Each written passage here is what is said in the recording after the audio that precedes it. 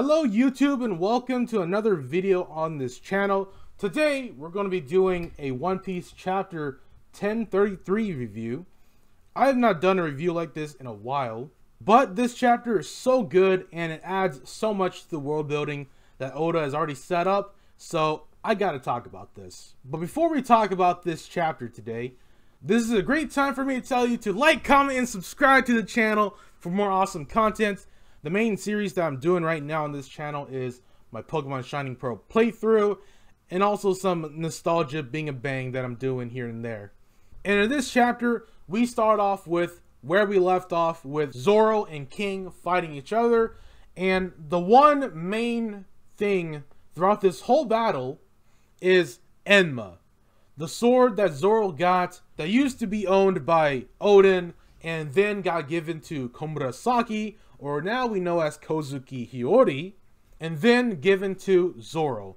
And of course, you know, Zoro may get the spiciness from Komurasaki, but we never know.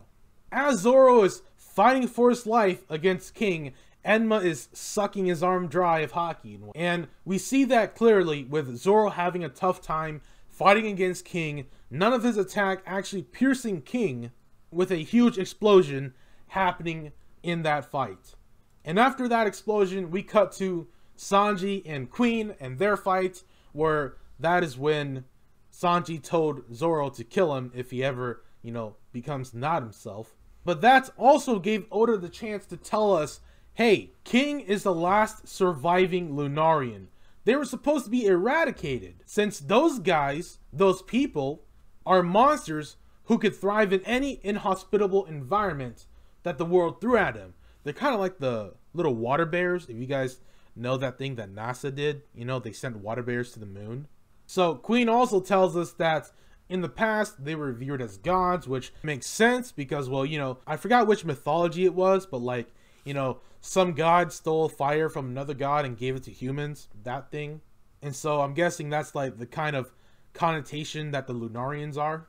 So now I'm thinking, if Germa 66 back in the day were part of the eradication of the Lunarians. I'm theorizing really hard here. So now we pick up back on Zoro and King, where Zoro uses his one sword style EI Lethal Lion Song, which Lion Song was the original name. I'm pretty sure EI Lethal got added onto it because, well, Zoro has grown up, Zoro has become stronger, so, you know, it's become a stronger move. And I think I remember the last time he used this was against Bartholomew Kuma, and, well, that didn't work out all too well because, well, you know, one of Zoro's most epic moments happened during Thriller Bark. That one move seemed to not faze King at all, and that is when King takes the chance to turn into a pterodactyl and stretch his face to attack Zoro. Like, we gotta pause here for a moment. Like, how does Oda think of this kind of thing? The first one was a pterodactyl who could turn into a helicopter by spinning the plates on its head. And then we got a Brontosaurus in Queen who can take out his entire spinal cord and turn to what basically is a giant anaconda, or Titanoboa if you guys like watching, you know, nature documentaries and whatnot. So now we got a pterodactyl who can stretch his face and then try to pierce you with his beak. But again, the overarching little thing in this whole entire fight is Enma. You know, and Enma impeding Zoro from using the full extent of his abilities. While Enma is deterring Zoro from fighting at his fullest extent, King lands a hit called Tempura Udon for some reason. That's like, I don't know why. What are those names, man? As they destroy the side of a cliff, Zoro is falling and finds Sandai Kitetsu, which is his cursed blade, made by the Tengu nose guy. I forgot his name. And Zoro reminiscing about the time when the Tengu guy told him that, hey, this is one of my swords, and the guy who gave Zoro the cursed blade and told him, hey, your blood will be on my hands if you use this sword, because all the past wielders died using this sword. And then King releases a relentless barrage of attacks at Zoro, and that is when Zoro finds Wado Ichimonji and reminisces to Shimotsuki Village when he first received the sword after the passing of Kuina, and that is when Zoro makes the promise that he'll become strong enough for both of them and that his name will reach the heavens and become the world's greatest swordsman.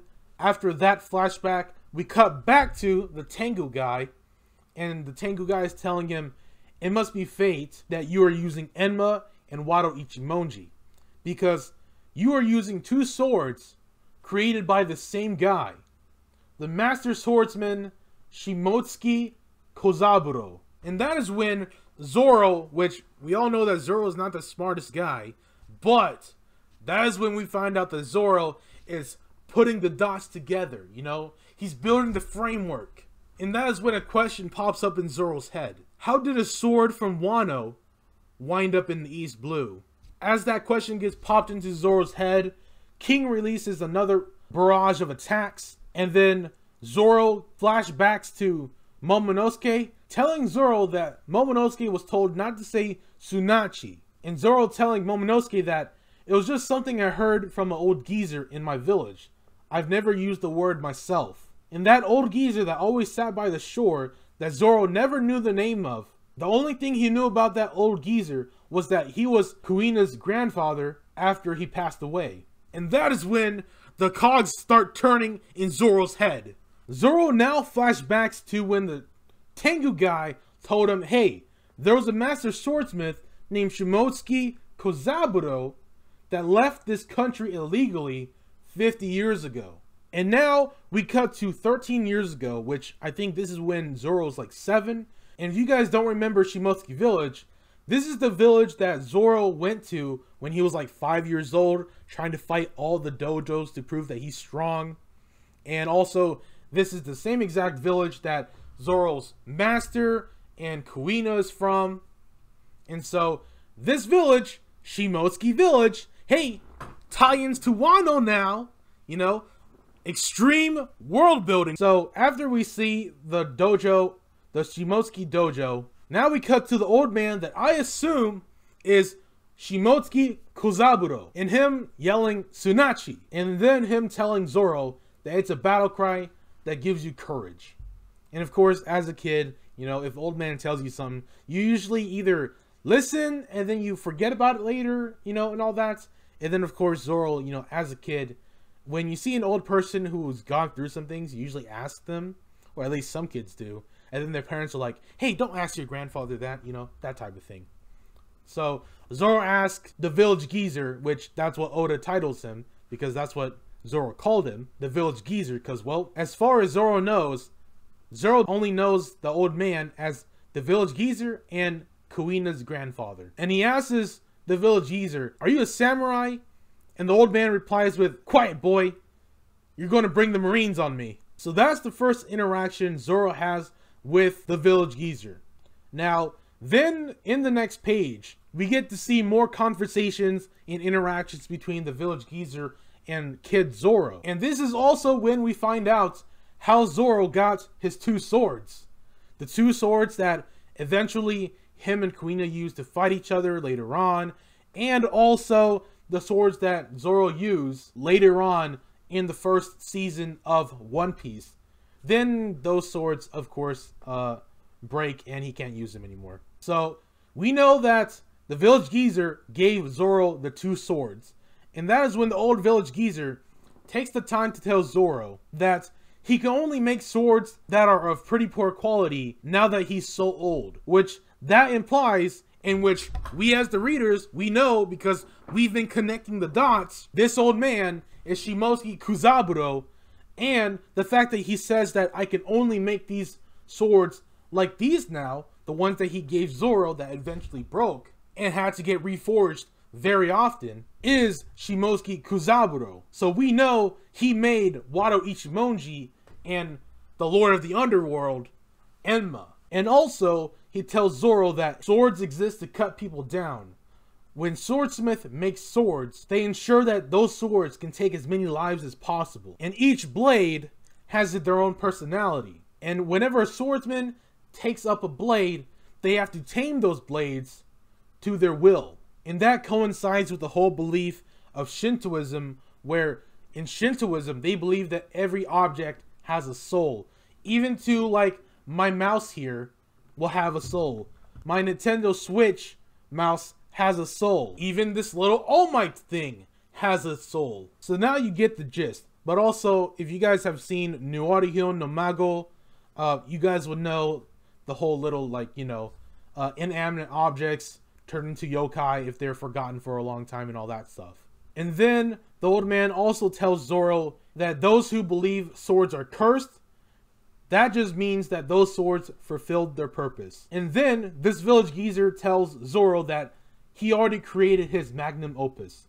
And if you guys don't know what a magnum opus is, it's basically like your life's work, your greatest masterpiece. Kind of like the picture of God and Adam, I think, and then them touching fingers, that picture. And then of course, that is when the old man also tells Zoro that the name of the blade, he named it after the Lord of the Underworld. And that is when Zoro's cogs go into maximum overdrive. And Zoro connects the dots that the sword I'm using is the Lord of the Underworld, Enma. And then Zoro connects the dots that the village was called Shimosuke Village. Zoro's connecting the dots after we, the audience, have already connected the dot. And it's awesome to see. And then Zoro finally realizes that Village Geezer was the swordsmith Shimotsuki Kozaburo. And he also remembers that the old man told him that named blades stay vigilant. They wait patiently to find a swordsman who's worthy of them. And then Zoro also flashbacks to the weapon store dealer who gave him the cursed sword and another named blade that rusted, I think, after Eni's lobby. And at that moment, Zoro realizes that Enma has been testing him throughout the entire fight against King. Enma has been testing Zoro because Zoro does not meet up to the standards of Enma, telling us that this sword has its own soul, and it has been testing Zoro by draining his haki when all Zoro should have done, maybe, was pour out as much haki as possible and pretty much brute force method like what Oden did. And that is when Zoro uses his haki on all three of his swords, and King tells Zoro, "Oh, you've also got kingly ambitions." And Zoro flashes to when Luffy tells him, "The world's greatest swordsman? That's perfect. The future king of the pirates won't settle for anything less." And then Zoro replies to King, "I guess you're right after all. I made a promise to my captain and my oldest friend." So that is how the chapter ends. Gosh darn diggity. I don't know why I used those words and those words came out of my mouth. Man. So that's how the chapter ends. This chapter has connected a lot of dots, you know. I totally forgot that the village that Zoro went to was Shimosuke Village. I totally forgot the name of it. I thought it was called something else. We now know that the village that Zoro pretty much grew up in, the village that Zoro pretty much left to become a pirate hunter, well, technically not really, is Shimosuke Village. So, Kuina, we know is a Shimosuke, alright? She got the Shimosuke bloodline, alright? Shimosuke Zobakuro, alright?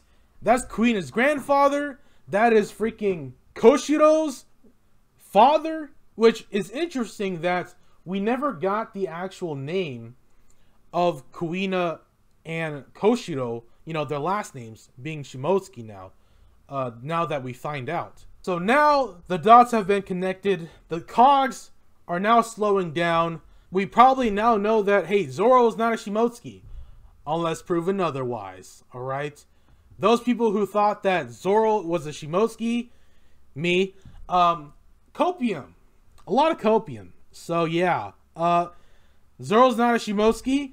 That's probably set in stone at the moment now. With the way this chapter went, I am now thinking that, hey, Zoro may not be a Shimosuke, you know, unless, you know, there's another Shimosuke that we don't know of that also left with Shimosuke Kozaburo and, you know, made a family somewhere else that then led to Zoro. We don't know. So people like me and people who hard thought that Zoro could be a Shimosuke will have a lot of copium tonight. And that's pretty much it for this video. I'm going to end the video here. As always, please like, comment, and subscribe if you liked anything I had to say or whatever. And yeah, comment down below your thoughts, your theories. How'd you like this chapter? The dots that are getting connected, you know? And yeah, peace out, people.